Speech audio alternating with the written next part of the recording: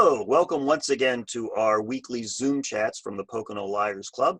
I am happy that today we're going to have another conversation that ought to be good. We're being recorded. For all those who are joining us, make sure you know that there's a Q&A button at the bottom. Please write your questions. I will get to see them and then I can pass them along to the panelists. There's also a chat over to the right. But let's start by introducing our panelists. Hildy, since you're right next to me, the way I'm looking at the screen, you can go first. Introduce yourself and say hi to everybody. Okay, hi, my name's Hilde Silverman. I am the former publisher of Space and Time magazine, which I published for about 12 years. And I'm also a short science fiction, fantasy, and horror writer. She's not that short. But I write the short fiction, the latest of which is in this anthology, The Dystopian States of America. And thank you for having me here. I had originally, I was going to be part of a live event with the Pocono Liars Club. Unfortunately, this stupid virus got in our way, but I'm glad I can participate at least online. Thank you. Megan, say hi. Hi, so my name is Megan Mackie. I am the writer of the Finder of the Lucky Devil series. This is what the first book looks like. It takes place in an alternate Chicago where magic and technology are in competition with each other. So we follow Rune LaVue here. She has a magical talent for finding things. She meets a cybernetically altered corporate spy who wants her to help him find a wanted criminal called Anna Masterson. The problem is that she is Anna Masterson. That's a good start. Yeah. It gets complicated from there. That's how it should be. In any event, and my name, for those of you who are just joining, is Michael A. Ventrella. I write a bunch of stuff. Go to michaelaventrella.com to see more, but I'm just the host here. We're going to talk today about interjecting social issues into your writing and how to do that without getting preachy or alienating your readers. So I want to just start by giving our panelists an opening statement they might want to give about how that should be done, what they like, what they don't like, and then we can go from there. So Megan, you want to go first this time? Well, when it comes to social issues and stuff, I kind of found that the smartest thing that you do with anything you're putting in one of your books is, does it interest you and why you want to explore the subject? So, you know, you may start with the idea of a social issue, but even for me, if it's not grounded in the story I'm telling, there's no point in really putting it in there. Or if it's not something I'm already tantalized and interested in writing about, I'm not going to be able to form an interesting opinion or a point of view or perspective on it if I'm not already engaged with the idea itself. Hildy? Yeah, I would agree with that. I find you can't just shove an issue in or write, for myself, I can't write the whole story to be about an issue without it coming preachy and obnoxious, and it's not a story anymore, it's an essay, you know. So I think it has to be handled in a way that it rises organically from the plot, from the characters, from the situations you've created. Otherwise it just comes across as really clunky.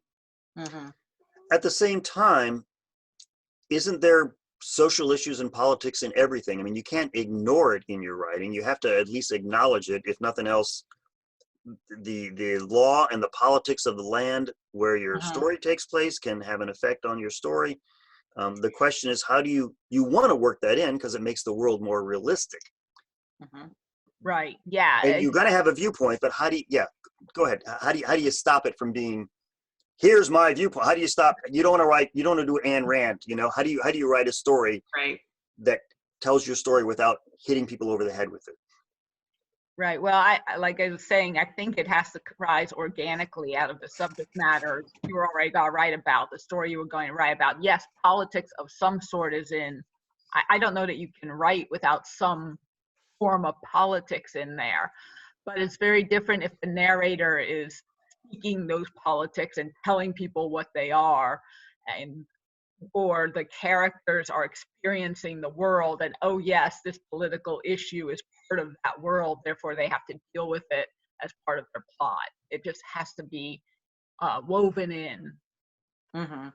Well, and I've also just noticed in reading and research and everything that the diversity that we have in the world has always existed. It was whether it was public or private, whether it was legal or illegal, thought, so all of the opinions we have today are the same opinions people have been having since the dawn of our civilization. So it's just so I kind of feel like you can address a lot of things and have any perspective in any time period or any situation, as long as you establish this is the public, legal, private idea, or idea that is going on right now, and here's that perspective that either goes along or contradicts it, and you can kind of insert your own opinion that way through that, because somebody else somewhere in time had the same opinion as me and had that same perspective. Something that you see a lot of in science fiction especially is using science fiction to make a point by using it as a metaphor. And Star Trek did this a lot. And Handmaid's Tale, someone brought up in the question and answer, is an example of that. Clearly there's a really good story there, but also very clearly the author is trying to make a point. Do you think that's too heavy, or do you think is it okay to come up with a point you're trying to make and put it into the story, I guess? Well, Margaret Atwood has gone on the record as saying that everything that happens in Handmaid's Tale has a historical precedence. And only that what is the fictionalized part of it is that it's all there at once. It all happens within a certain framework of time. So yeah, it has a point of view and a preachiness to it, but it's also based on a lot of reality. Yeah, I think to a measure, it's the degree of the skill of the writer. If you want to make a particular point, and of course, frequently people do, there are ways to do it, again, that don't whack you over the head. Now, you can do a whole allegory where it's a little bit more obvious, or you can write a story set in a world where you could fairly easily draw the comparisons to the real world, but it's still a fully realized world. It's not just a shell to point out what's happening in the real world. The story itself still has rules. Exactly. And you have to follow your rules. Right. And the characters aren't just there to parrot whatever political view the author has. They're not just making speeches at each other all the time. They're having conversations, they're existing, they're living, they're talking to other people, and it naturally rises out the dialogue. Yeah, they still have opinions, wants, desires, objectives, a compelling question that they have to answer by the end of the story. Yeah. So those things have to also have a high priority. I think they also have to, there has to be lots of gray areas, because no matter what your political viewpoint, you can't just tell one side. You have to acknowledge that there is another viewpoint along with it, and even your own people aren't going to be, you don't want to have good guys and bad guys so cliched, we're the good guys and everybody else is evil, just unless you're writing specifically with that kind of attitude, which is very weird. Well, it does come off as parody then. Yes. Yeah. And if that's what you're trying to go for, then that's great. You did. Well, my last novel was a steampunk novel that took place in 1898 with Teddy Roosevelt, and I wanted everything to be a little over the top with that one. It's meant to be sort of tongue-in-cheek and fun. That the purpose was a lot different than other books I've written that weren't like that. So yeah, you have to have that kind of attitude and understand you're going into that with that kind of attitude. How about C.S. Lewis? Someone pointed out that he gets a little nuts at the end of the Narnia books. Do you think that he goes overboard there? Is that too much? It did get hard to read near the end for me personally. Like, basically anything after the Dawn Treader sort of got a little harder to follow. But there was a lot of prequelness too, and I got to read it in order kind of person. So I especially with that last book, I get what they're talking about. So I actually read the books when I was very young, and coming at them as a Jew, I had no idea. It's just an allegory. It went whoosh right over my head. No clue. So I enjoyed them, and it just never, until I was quite a bit older, and people were like, "Oh yeah, Christian allegory, Jesus, Aslan." No, had no idea. So it's interesting. It depends on your background whether you got that right away. I read a Christopher Moore novel he has about Jesus's best friend. I can't remember the name of the book now. What? Biff. Yeah, Biff is best friend. I love that book. Lamb. Lamb is the name of the book, and I read over it, and there were so many references in there that were so blatant, like, and my name is so-and-so, and I'm supposed to know who that is. And I was going, I don't get it. What's the point? But yeah, you got to have the right audience, I guess. For a certain audience, that would be good. Life of Brian kind of thing. Here's a question. There's been a lot of discussion recently about authors writing topics that are not from their own experience. What are your thoughts about exploring those kind of things, and how do you do it successfully? Successfully, I suppose it depends on your metric.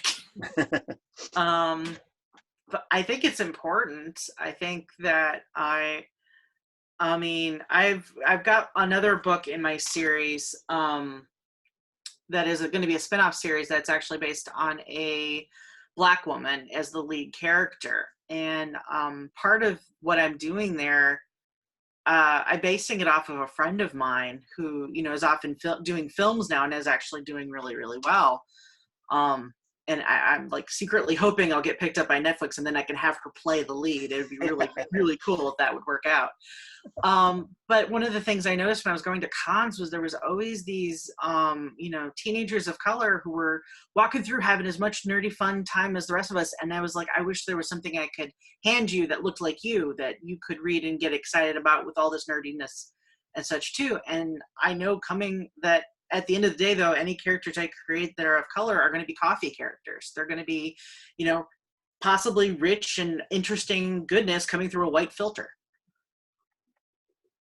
Yeah, I think one of the better, you're making good points there. It's true. I think the best you can do is do your research. If you don't know people of the sort you're going to write about, you know, do the research, read their books, watch their television shows, and try to absorb it and do the best you can and be respectful. I think it can be done. Most of us, depending where you live, do know people of various backgrounds, various races, color, creeds, whatever, and can, you know, think of a person that they know, an actual human, and base their character off of them. The only thing that can get tricky with that is if the actual human has traits that other people might consider stereotypical, which, you know, stereotypes don't come from nowhere. So if you pick somebody you know and they're really talk a certain way or act a certain way that in general in fiction would be considered, that stereotype again, I would edit even the real person a bit. Scale that back, but it can be tricky. It can absolutely be tricky. I just wanted to add, since you brought it up, this is the cover of my last book, which has, as you can see, a Black female was the main character in that one. This is the Teddy Roosevelt steampunk book I was talking about. Yeah, I recognize Teddy Roosevelt. Yeah, exactly. Yeah. With his big stick. The book's called Big Stick, and that's his big stick he's carrying right there. So he would totally have done that if that was possible. Yes, of course. And so the idea, what I did with this though, is I actually got, not being a Black woman, I got women and people of color to read it first to make sure that it was okay. And sometimes you just have to do that. Yeah, so I was making a point. I was using a political point in this because I was talking about discrimination, both sex discrimination and race discrimination at the time, especially in the 1890s. But I hope I didn't hit anybody over the head with it. And you're never really going to know because, I mean, everybody who reads the book is having a different experience of your book than anybody else will too. So it's like you're trying to kind of find the middle of that crowd you're aiming for, but it's like you're never going to hit it for everybody. Right. You can't be wholly successful. Even if you have, I know sensitivity readers are very popular right now. The only issue with that is no one person is the speaker for their entire people. You know, I am not the speaker of atheists or the speaker of Jews. It just, you could come to me and I will give you my input, but the next person you talk to might say the thing I thought was fine is horrible. So, you know, you do the sometimes there are some like big obvious ones that like most of them agree on, that like, yeah, that is very racist, or that is very sexist, or that is not what happens. Well, sometimes using diversity in your books is a political statement in and of itself, of course. You know, if you're writing a story and there's not any sort of discrimination in the, you know, like future Star Trek stories where, you know, there's equality everywhere. That is a statement as much as anything else, right?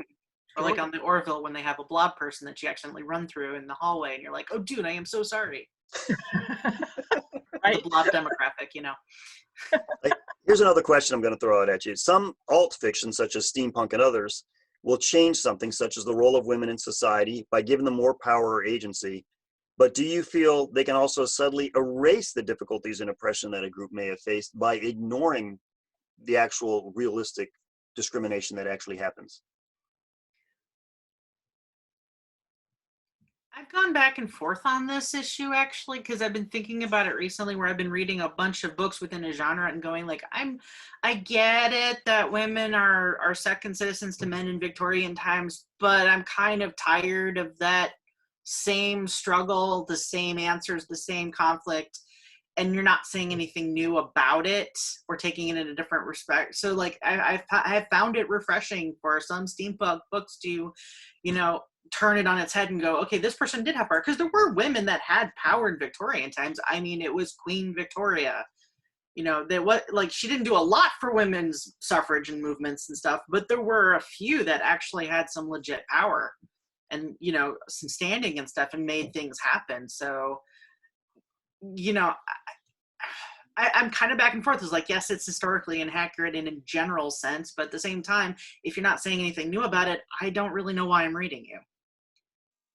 Yeah, I think it can be done successfully, especially when you're talking about, let's say, Victorian is a good choice, because most, I would say the vast majority of people know how it was then, or at least have an idea that yes, indeed, women were not in power for the most part then. So you're not erasing the history by saying, in my alternate version of this history, women are empowered. You're not erasing what happened. Everyone knows. They know what you're doing. I would postulate that if you tried to do that with slavery or something like, or the Holocaust, and erase that, you would get a very, very different reaction, and rightly so.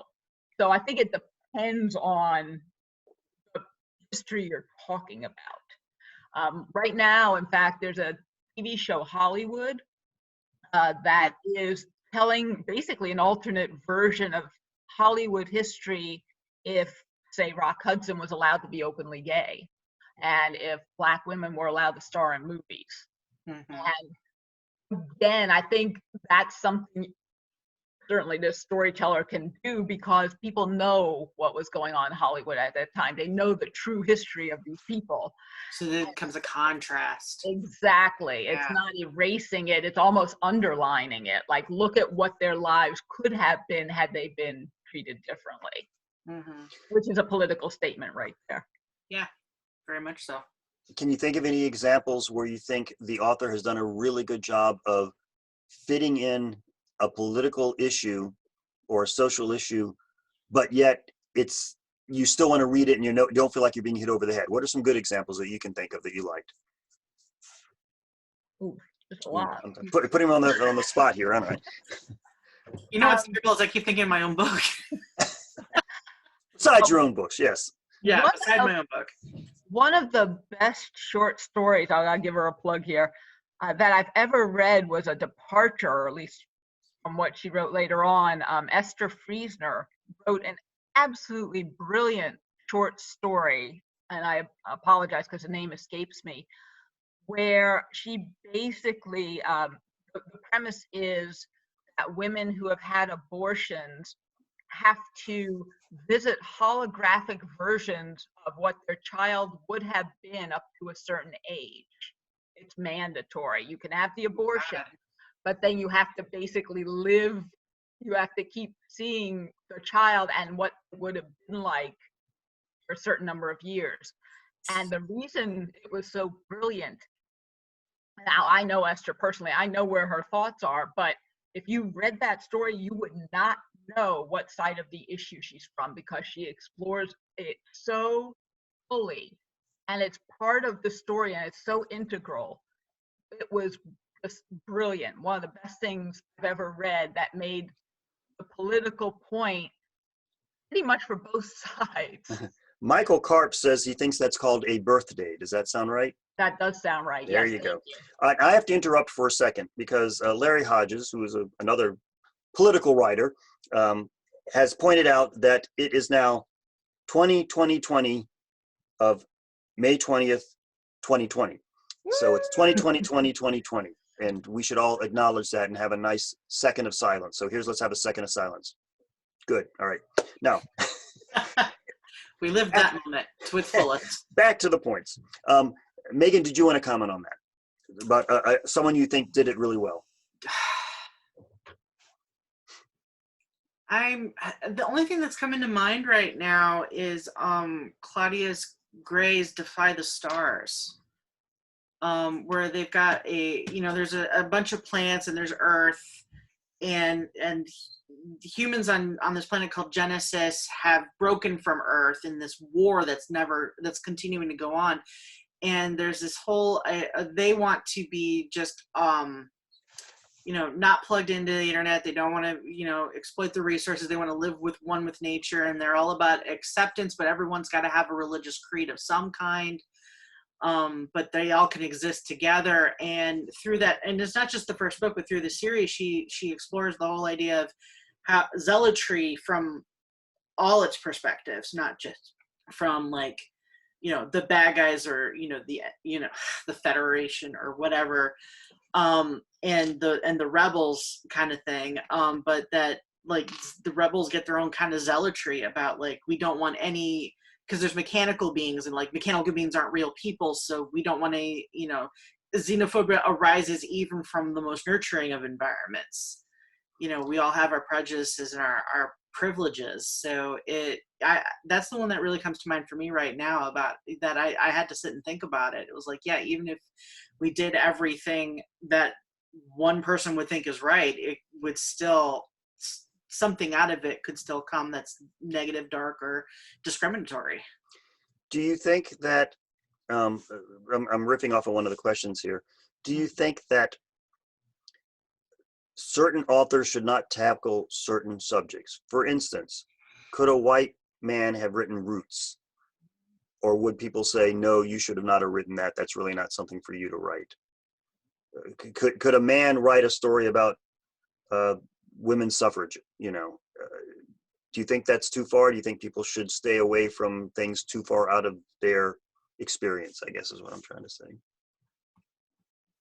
I think it would be very challenging, especially in this day and age, to do it well and to not be perceived as taking the spotlight from a person of color or a person who is gay or transgender or of some other group that's traditionally doesn't have a voice in this country, and not get huge blowback for it. Could they do it? Could they do it well from a technical point of view? Yes, of course. We have brilliant authors out there who could do the research and write something respectful and write something, really meaningful. Could they do it from a political stance? I don't think it'd be a very good idea. And I think it's kind of time to let the people who are actually affected tell their own stories, because there's plenty of authors out there who don't get the chance to do that.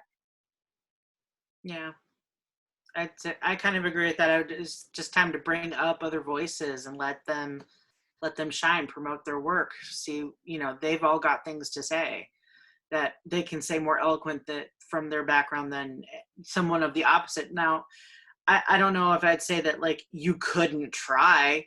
I doubt anyone would buy it. At the end of the day, I mean, the other side of it is marketing. You got to look at where I'm busting my butt trying to get my series, and it's, I've been told it's fairly good, but it's a competitive market, and it's the Wild West of publishing right now, where smaller press publishers are all competing for the same, slice of attention. So, you can write it. Will anyone read it? Will anybody give it a moment? Is a different question, actually.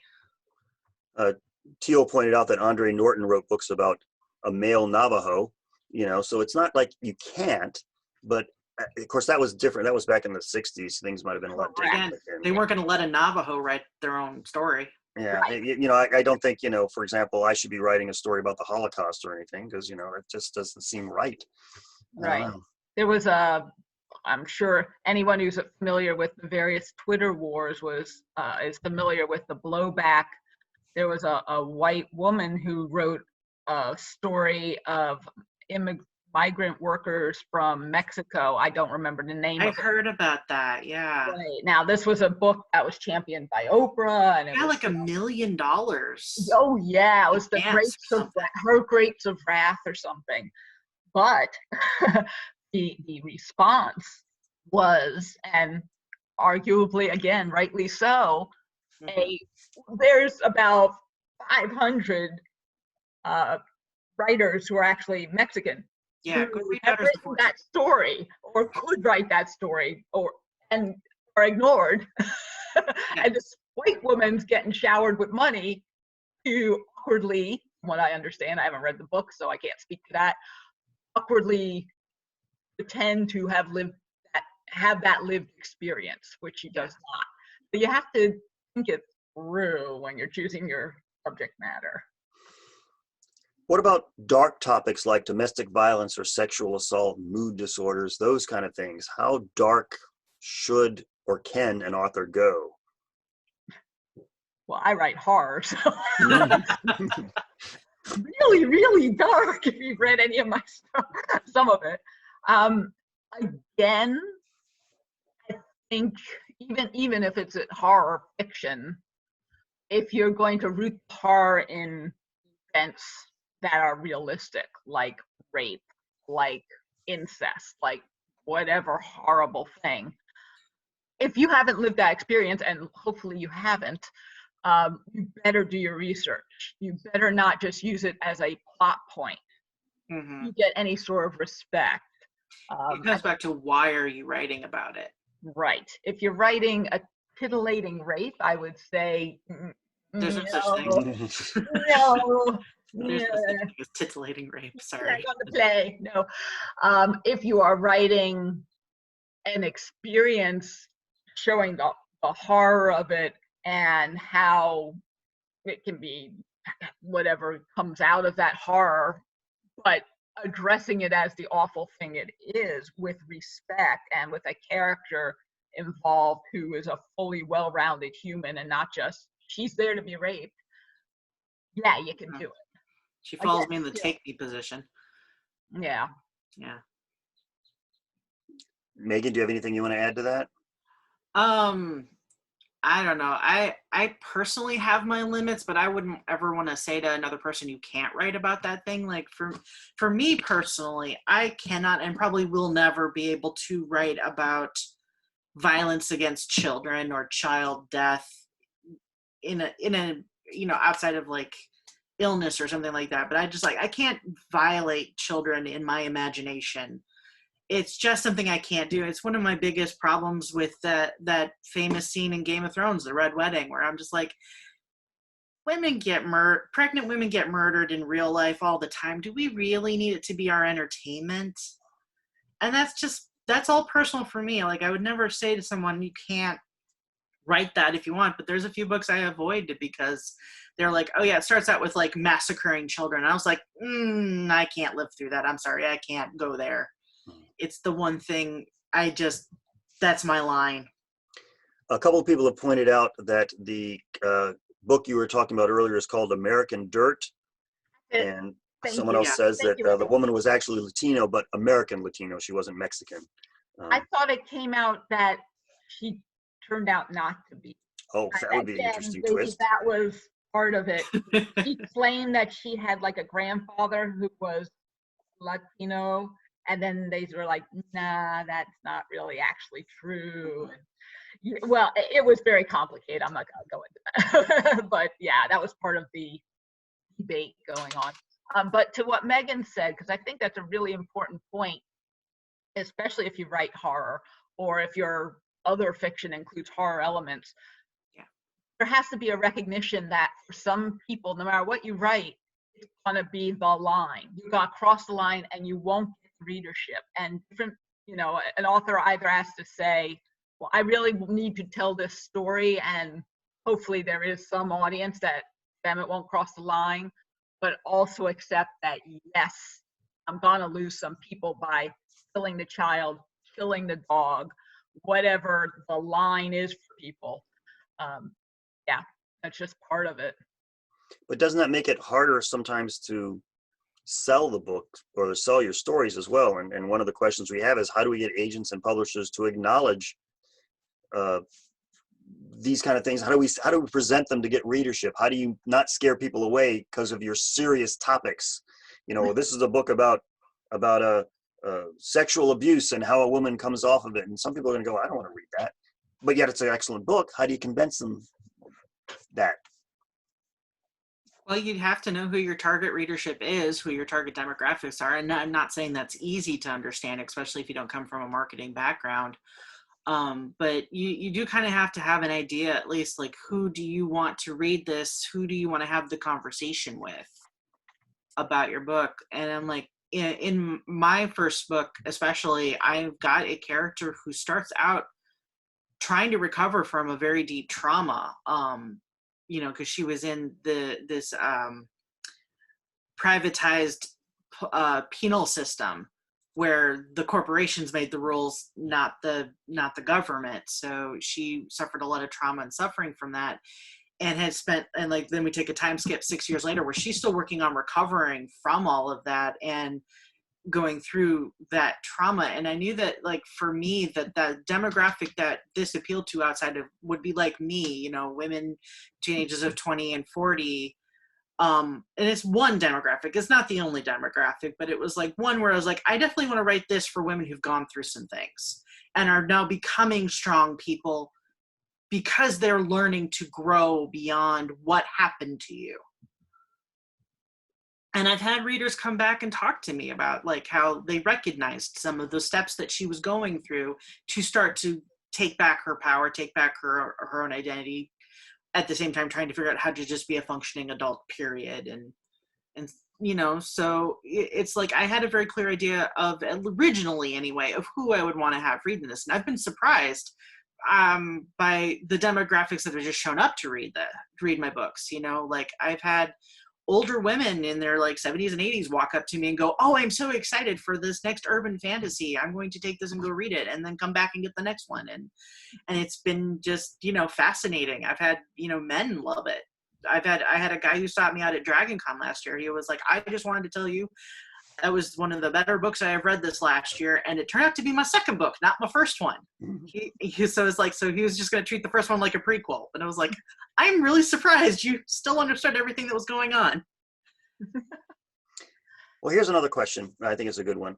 How do you write social commentary that will continue to be interesting in the future, that doesn't get dated? She uses the example of Animal Farm as something, you know, because if you want to talk about social issues, you don't want to have something that 20 years from now, no one's going to care about.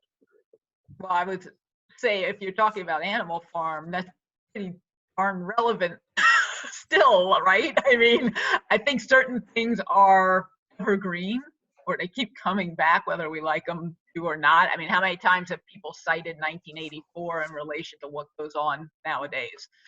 And 1984 was a while ago. Yeah, it yeah. was. Yeah. Most of my life. Right. So I think there are certain topics that just, if they're written broadly and well enough, they're going to be applicable to some degree even in the future. I think if you take a very narrow and focused concern from today, chances are it will become dated. But if you're dealing with issues that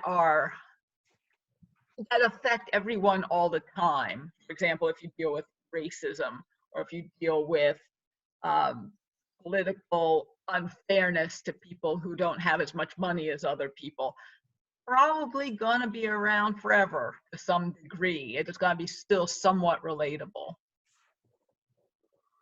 Yeah. As an editor, oh, go ahead. I was just thinking it's probably going to come down to your nuance.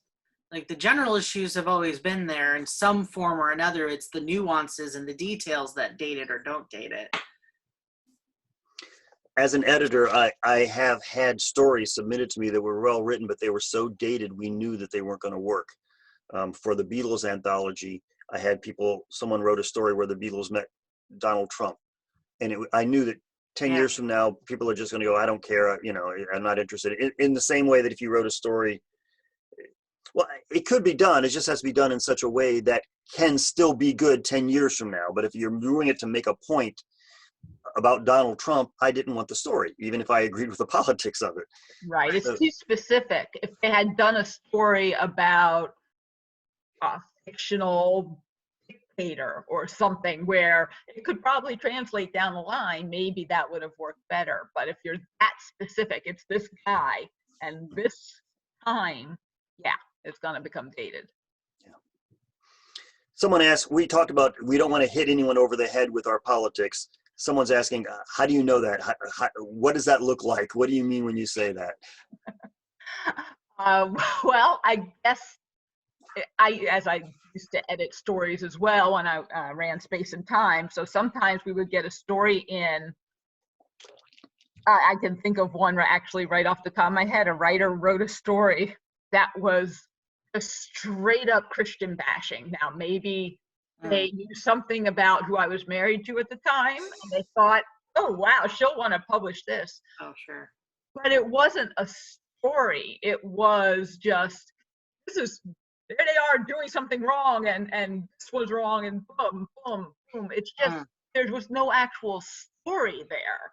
It was just, let's make a very thin skeletal character and stick them in a paper thin world and then bash this real world religion. No, that's too much. That's not a story. That's a political screed. Yeah. But it's like if you pulled away all of your spectacle and trappings and stuff, what do you have left? And if it's not much, you didn't write a good story, period. And you are bashing people over the head with your concept because that's all you've got. If you made the cake entirely out of just flour, it didn't make a cake. Right. And Mike, actually going back to something you said before, another really good point. There's a difference if you're only presenting one side as well. Yeah. So even if it's the popular side, even if it's the side people like, if everybody on the opposite side is a two-dimensional character and you got three-dimensional characters on the good side, that's not much of a story, and that's whacking people over the head. Like, these are all the good people, these are the bad people. I mean, who wants to read? That's silly, it's childish. Well, I think we've grown as a culture too, where we don't want our villains to be one-dimensional anymore. We don't want them to twirl their mustaches or, conspire against Mr. Bond and not have like a lot more going on or even have a valid point of view. I mean, I think that's one of the biggest things that Marvel's been doing right lately is giving us villains with a kind of a legit beef and a legit point of view. You go from Killmonger and Black Panther to, Vulture from the Spider-Man movie. I mean, what's so impressive about him was that he was like a level 6 villain on a scale of 10. He was like, he's kind of evil, but he's not like, I am super all the way evil. And he like has a legit point. He's like, a small businessman got rolled over by this big corporation and that ain't fair. And we're taking our power back. And I got out of that movie going like, yeah. Right up until you started to murder teenagers. Yeah, you kind of had a point. You could have almost been a hero here. Yeah, exactly. I don't think the public is willing to accept the old school, Ming the Merciless, he's just bad. Bad for the sake of being bad. Just is. Sometimes the problem is you want to have a good cast of characters, and part of the problem is there's a lot of, now I'm going to talk politics, there's a lot of like crazy right-wing people who object because you put a gay person in your story. And I'm thinking of Chuck Wendig had gay couples in a Star Wars novel, and he got so many complaints that they fired him. He can't write any more Star Wars novels. Yeah. And he didn't like write sex scenes. It was just, I'm going to go talk to my husband, that kind of thing. And it was like, what the hell is wrong with people? So sometimes maybe if all you care about is selling books, you should stay away from politics completely, I guess. Well, except it's a reflection of our social issues right now. It's like we do have, sexual equality where people of the same sex can get married and have happy lives. And I don't think there's anything wrong with stating what is now in our makeup, especially if you're setting it in our now times.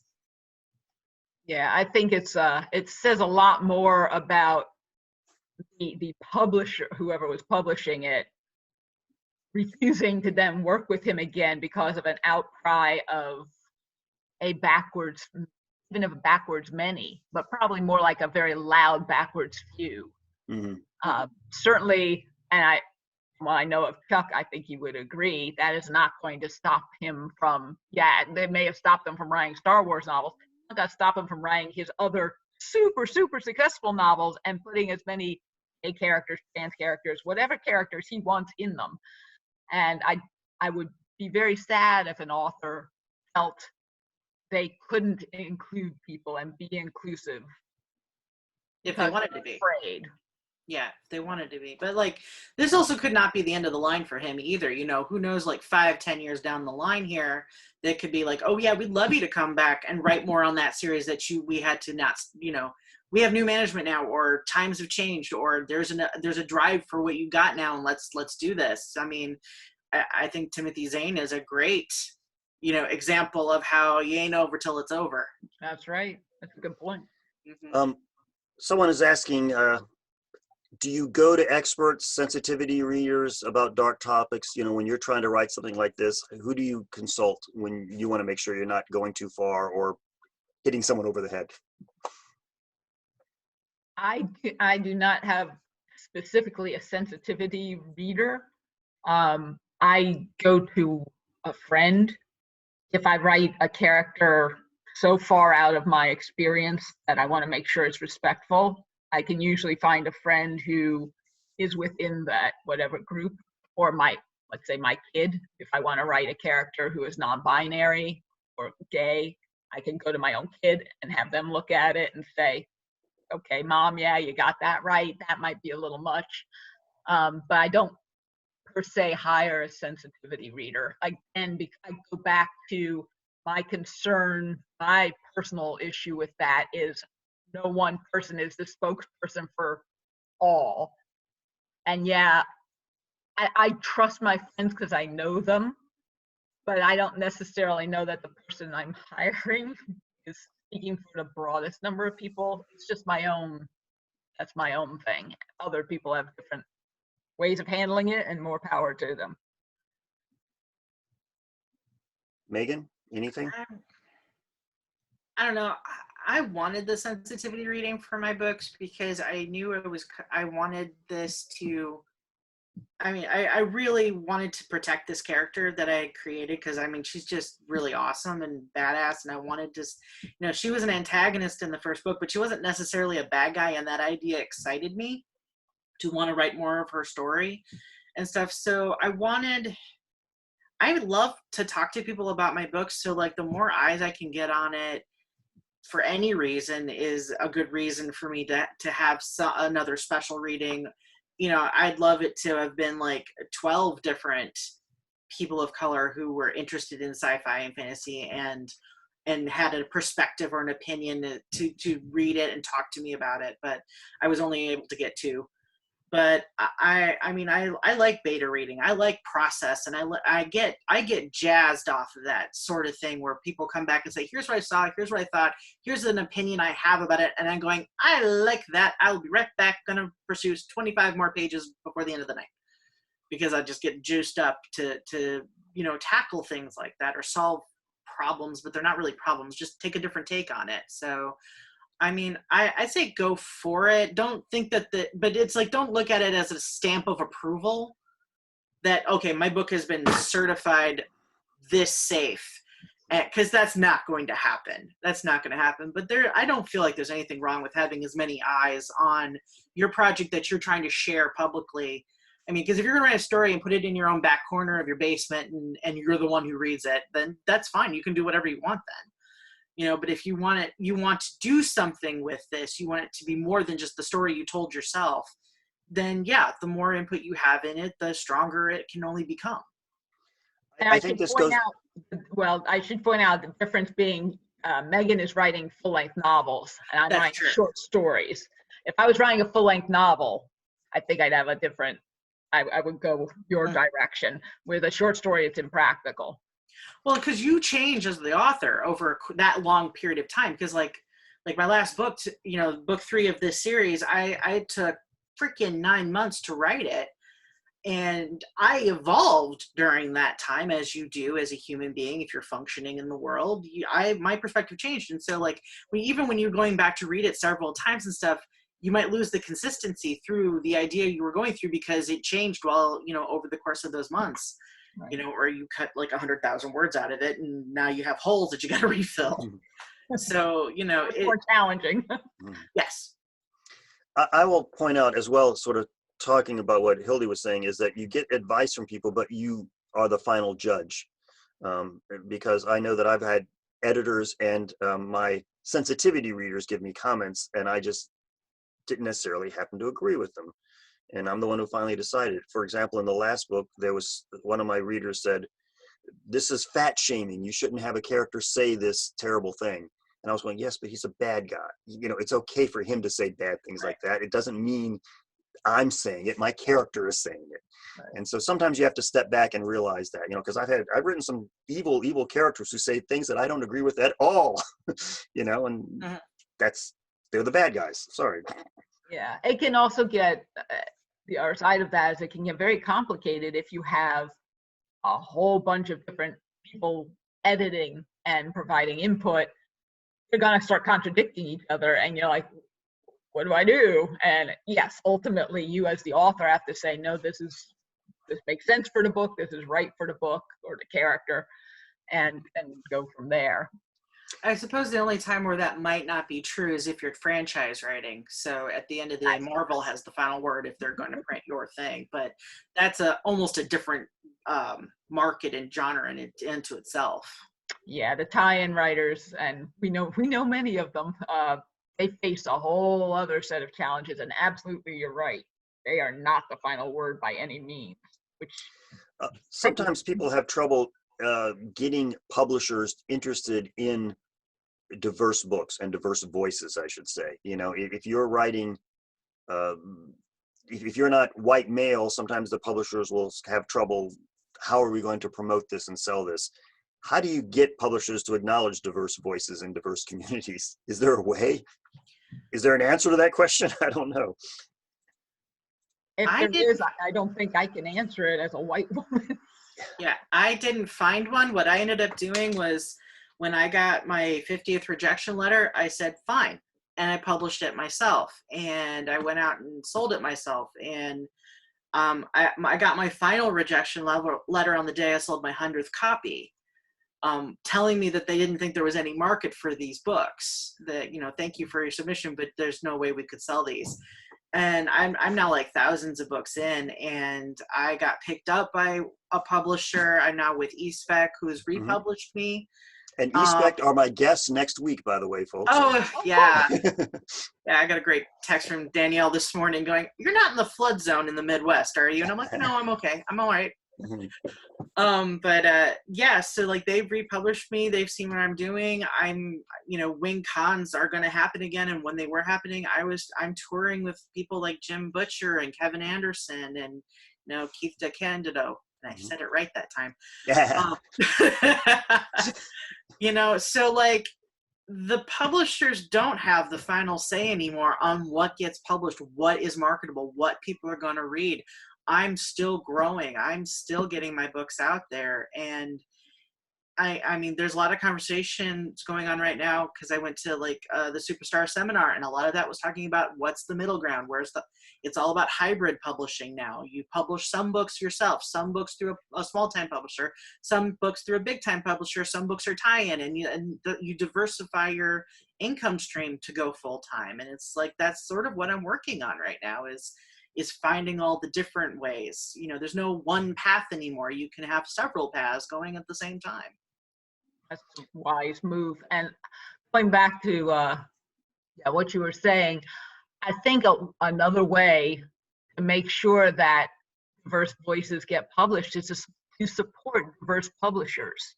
And I don't just mean large publishing versus small publishing, whatever, but also there are diverse publishers rising or have risen, Fire Magazine and some others, where they showcase voices that normally don't, the mainstream will gloss over or skip over, and are giving these books a chance to get out there. And they are finding, yeah, there's huge audiences for these. Of course there are. There are lots of people of varying backgrounds who have been starving for content about themselves by people who look and sound like them. So I think supporting those publishers ultimately helps get those diverse books out there. And let me mention supporting those editors too, because that's something that I've constantly tried to do. I don't want to have when I'm editing my anthologies, I don't want to have, all white men in my anthologies either, because I think it's important to get a good variety of viewpoints and ideas and things. Absolutely. Marianne points out that one of the ways we can do this best, and we want to talk about social issues, is to do the old show rather than tell. And that's I think that's a good point. I don't know if there's anything we want to add to it, but I did want to bring that up, because too often people have a viewpoint they want to give and they just preach. They don't show it. They don't have a metaphor for it, if you know what I mean. Right. They just straight up, it's the narrator telling you, or the character speechifying. And yeah, it's not a situation is not arising out of the plot as it moves forward, out of the natural progression of the story, which that's showing. You have to show what's happening. If you want to talk about a war zone, show the war zone. Don't just say there was a big war and these were the bad guys. Yeah. Well, also, you're not going to encounter these issues in real life, neatly laid out for you, like on a page like that. We encounter these issues in real life as they're happening. You're experiencing them. They're all about what you're doing. It's in retrospect, when you look back, that you can create a story around it. But the moments happen before you realize they've happened. And that should be reflected in what you're writing. A couple other questions we'll go through as we have a few minutes left, and I'm just gonna, these aren't necessarily specific on topic, but they're good questions, so I'm gonna ask them. Hildy, there's a question, is how has your publishing and editing experience affected your own writing? Well, in good and bad ways. The challenge is always to turn off the editor side of the brain while I'm writing, or I can get stuck on a sentence for an hour because I keep going back saying, no, this word would be better. No, this comma should be here, blah, blah, blah. I got to turn that side off and turn on writer brain and just go, and then come back with editor brain on. And it is helpful to have editor brain, because I was privileged to publish a lot of really fantastic authors and see a lot of really great fiction and read it. So I know what good is. I feel like at this point in my career, I know what good is, and I can recognize if what I just wrote, if I was the editor, I'd say that's clunky. That's, that's too much telling, not enough showing. That's whatever. So it's been very helpful from that side. Also, having been I published a magazine and had to handle the nuts and bolts of that, I'm fairly well versed in how publishing works. So I can make sure if I get a contract for a story, for example, I can read it and know, wow, these rights, you don't get those, and make my edits and feel confident that that's a reasonable thing. All right, here's another question. Of the big SF markets, which are most and least likely to publish stories that focus on political or social issues, if you know? Short stories or novels or both? The question didn't ask, so Okay. however you want to answer it. Oh, wow. Who's doing a lot of, most of them, again, as long as it's a good story. Clark's World's going to publish a story if it's a really strong story. They're not going to publish something that's, one-sided allegory probably, but if it's a good story, almost any outlet is going to publish it unless they have their own agenda and this goes against it. I think it's important to know who the person buying the story is too, you know, and in what kind of attitude they have, because certain editors are just not going to be interested in certain types of stories, no matter what you do. You know, Bain likes hard science fiction, and if you write, you know, something light, if you write fantasy, they're not going to be interested into it. It doesn't matter what kind of politics is around. Exactly. You know, knowing who you're selling to is always important, no matter what.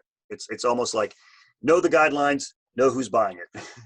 Yeah, I mean, I'm not going to send the story where the main character is an atheist to a traditionally Christian publishing press. That would They're not be going to be silly. interested, yeah. Yeah, but that's something, you know, you read, like you said, you read the guidelines, you can kind of get a sense for it. And it's changing. Unfortunately, that's the other answer. It's like there's no good answer because it's changing. Everything's in flux. All right, here's a good final question. We had a couple other minor ones, but I'm going to skip to this final question for both of you. How much are you willing to put on the line for exploring a social issue? Take, for example, Salman Rushdie having to go into hiding. Are you willing to do that? I should only be as brilliant a writer as Salman Rushdie, because you have to have that level of skill. That man has lived, and actually I've met him, and I've met other authors who literally have to travel with bodyguards. And it's not an easy thing.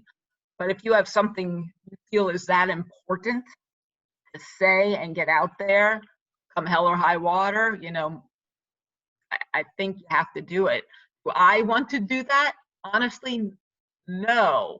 And I did contribute to a nonfiction book quite heavily that was unpopular. Well, let's just say it was on an unpopular topic. The book itself was very popular. But I didn't have to live with active threats because of the book. I don't know what that, I've seen what that life looks like from people who are living it, and I don't know that I would be willing to do it. Megan? I don't think I would ever do it on purpose, but that's sort of true for most of my life. Like, I often don't realize what's going to make people mad. I just writing my stories and writing my perspective, and as overused as this phrase is, living my truth, but I don't know how else I would put it. It's like, I don't think I will choose it, but I don't think I would shrink away from it if it happened. I think I would stand by my work. At least I'd like to hope I would, but I don't think I'd write just for its own sake. All right, well, we're running out of time here, so I appreciate you both being here. If you want to stick around a little bit longer, we're going to stop the recording soon, but if you want to stick around, we're going to put everybody up on the screen so everyone can see each other, because we were up to like 25 before, and now we're down to 17. But everyone will be off the screen if you guys want to stick around and literally talk to people and say hi. Yeah. I will point out next week we have eSpec's book. We were just talking about that. Danielle and Mike, who self-published their books and started their own company. And we're going to talk about what that means. And if you wanted to self-publish, what you would have to go through, because they're going to talk about their own experience, because it's not easy. And so that'll be an interesting topic. So bring your questions there. I thank everyone for coming. Once more, this is the Pocono Liars Club, and we can stop the recording now. Thank you.